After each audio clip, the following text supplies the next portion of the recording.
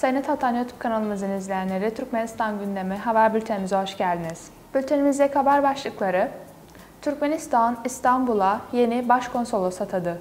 İran ile Türkmenistan, toz ve kum fırtınalarına karşı mücadelede işbirliği yapacak ve son haberimiz, Türkmenistan ile Kamboçya turizm alanında işbirliğini geliştirmek istiyor. İlk haberimiz, Türkmenistan, İstanbul'a yeni başkonsolos atadı.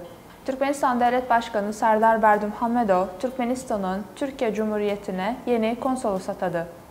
Bununla ilgili imzalanan kararnameler resmi gazetelerde yayınlandı.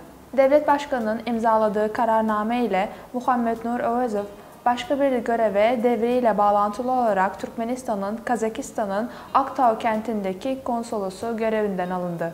Türkmenistan Devlet Başkanı'nın imzaladığı başka kararla Muhammed Nur Övezov, Türkmenistan'ın Türkiye Cumhuriyeti İstanbul Başkonsolosu olarak atandı. Türkmenistan'ın Türkiye Cumhuriyeti İstanbul Başkonsolosu olarak görev yapan Muratgeli Seyit Mehmedov, Türkmenistan'ın Katar nezdindeki Büyükelçisi görevine atanmıştı.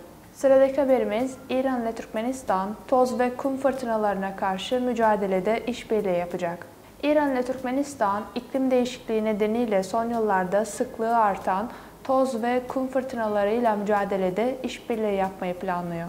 İran Press'in haberine göre, İran Çevre Koruma Başkanlığı Çevre Korumadan Sorumlu Yardımcısı İraj Heşmati, Türkmenistan Çevre Koruma Bakanı Çağrıyeli Babaniyazov ile çevrim içi bir görüşme gerçekleştirdi. Görüşme sırasında iklim değişikliğinin bölge üzerindeki etkisi, özellikle de toz fırtınalarının oluşumu ele alındı. İran ve Türkmen tarafları iki ülke arasında deneyim alışverişinde bulunmanın ve toz merkezlerine saha gezileri düzenlemenin önemini vurguladı. Türkmen Bakan, çevrenin ve biyolojik çeşitliliğin korunmasının önemine vurgu yaparak tüm ülkelerin işbirliğine duyulan ihtiyacı vurguladı. Bakan Babaniyazov, toz ve çölleşmeyle mücadelede bitki örtüsünün geliştirilmesinin önemine dikkat çekti ve Türkmenistan'ın çevre konularında İran ve diğer bölge ülkeleriyle işbirliğine hazır olduğunu ifade etti.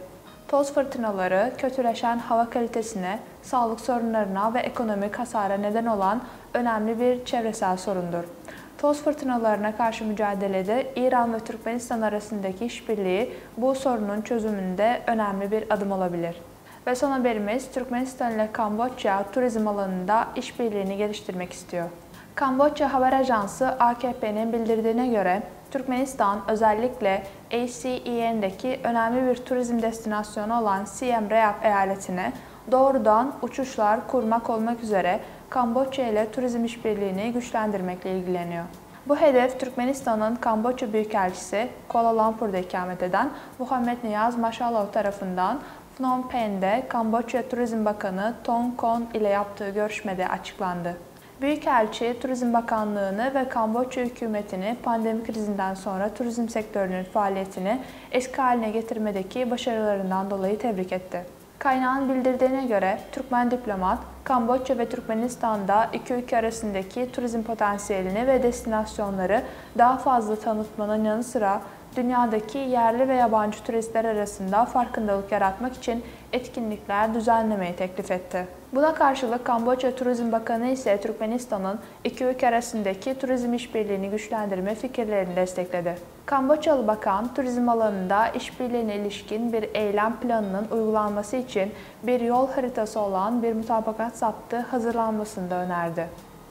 Bakana göre Kamboçya, Ocak ve Temmuz 2023 arasında 3,04 milyondan fazla yabancı turist kabul etti ve bu rakamın yıl sonuna kadar 5 milyona çıkması bekleniyor.